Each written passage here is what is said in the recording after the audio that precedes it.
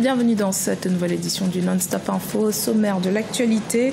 Pour la première fois de son histoire, l'Union africaine lance son premier rapport. Un rapport qui diagnostique l'inégale répartition des fruits de la croissance et invite à une plus grande diversification des économies africaines. Lutte contre les fonctionnaires fictifs au Cameroun, 44 000 agents de l'État sur 310 000 sont dans le viseur du gouvernement. Et puis le 9 et 10 juillet s'est tenue à Ouagadougou une conférence internationale pour évaluer le plan national de développement économique et social au Burkina Faso, 2 ans après son adoption. 250 acteurs régionaux et internationaux étaient présents. L'Union africaine lance son premier rapport. Le document démontre une répartition inégale de la croissance et invite à une plus grande diversification des économies africaines au profit des populations. Ce rapport a été lancé ce 11 juillet 2018 à Addis-Abeba en Éthiopie. Reportage de notre envoyé spécial Wendiam Compaoré, commentaire d'Eogracias Podo.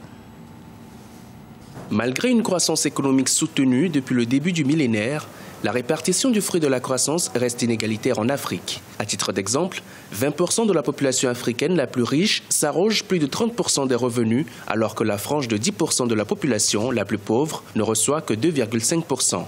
C'est ce qui ressort du premier rapport de l'Union africaine lancé ce 11 juillet 2018 à Addis-Abeba, en Éthiopie. Ce premier rapport sur les dynamiques de développement de l'Afrique contribuera substantiellement à la désignation des politiques efficientes et cohérentes pour la transformation du continent, pour la réduction des inégalités entre les différentes régions du continent. Ce premier rapport s'est axé sur le triptyque croissance, emploi et inégalité. Ce document est donc pour les gouvernants un outil d'analyse pour la mise en œuvre de l'agenda développement de l'Afrique à l'horizon 2063. Concernant le développement économique durable, les gouvernements devraient optimiser les investissements, diversifier les exportations, renforcer les liens entre zones rurales et urbaines et promouvoir une croissance verte.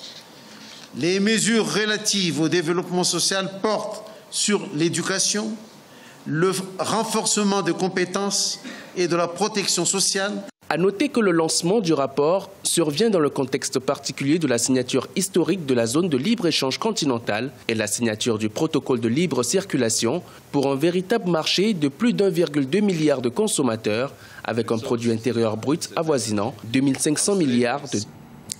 Au Cameroun, l'État veut se débarrasser de ses fonctionnaires fictifs afin d'assainir son fichier solde. Sur un total de 310 000 agents, 44 000 seraient concernés. Les précisions d'Adjijatou Badawi.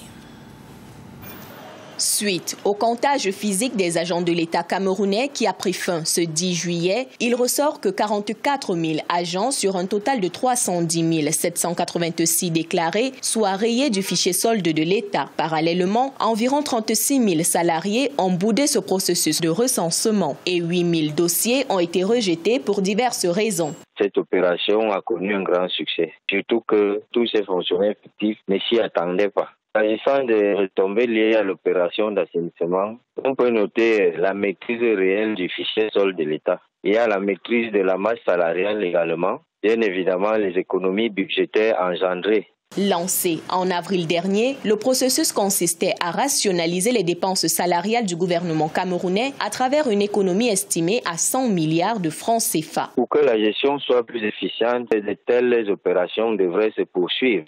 L'État pourra redéployer ces économies vers de nouveaux recrutements. Le comptage physique des agents de l'État est un exercice habituel du gouvernement camerounais. En 2010, 15 000 fonctionnaires fictifs se sont ajoutés aux 200 autres dont l'âge limite de la retraite était dépassé. Plus loin, entre 2003 et 2005, le gouvernement a réalisé des économies mensuelles de l'ordre de 5 milliards de francs CFA.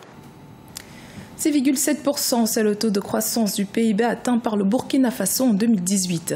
Des résultats dus à la mise en place du plan national de développement économique et social. Une conférence internationale sur ce plan s'est déroulée à Ouagadougou les 9 et 10 juillet 2018. Reportage de notre correspondant Jean-Paul Ouidraogo. À Ouagadougou, au Burkina Faso, le gouvernement évalue la mise en œuvre du plan national de développement économique et social. Le ministre Paul Kabatieba, qui a présidé la conférence internationale sur l'état de mise en œuvre du référentiel, a jugé satisfaisant le bilan partiel de sa mise en œuvre après avoir relevé l'effort de mobilisation des ressources. Le taux de croissance du PIB réel qui était de 4% en 2014 seulement, et en 2015 aussi d'ailleurs, est ressorti à 5,9% en 2016 pour atteindre 6,7% en 2017. Des résultats d'étape très encourageants également dans l'ensemble des axes stratégiques du plan. Sur la période de janvier 2016 à avril 2018, 90,7%, soit 5 053,73 milliards de francs CFA ont été mobilisés au titre des partenaires techniques, tandis qu'au titre des ressources internes, le taux est de 87%, soit 2 629,62 milliards de francs CFA sur une prévision annuelle de 3 052,5 milliards de francs CFA. Les résultats atteints au bout de 2 années de mise en œuvre du PNDS sont fort louables. Cependant, force est de constater une faible mise en œuvre des projets prévus dans le domaine de la transformation agro-silvo-pastorale. Pour rappel, cette rencontre statutaire a regroupé des cadres de l'administration burkinabé, les partenaires techniques et financiers et le secteur privé dont le taux de mobilisation des ressources extérieures privées de 0,5% demeure encore faible. Découverte à présent de la ville de Mwanda en République démocratique du Congo. Malgré son sous-sol très riche et son énorme potentiel touristique, le chômage, notamment des jeunes, reste un des défis principaux dans cette localité de la province du Congo central. Reportage de notre correspondant Jacques Mboka.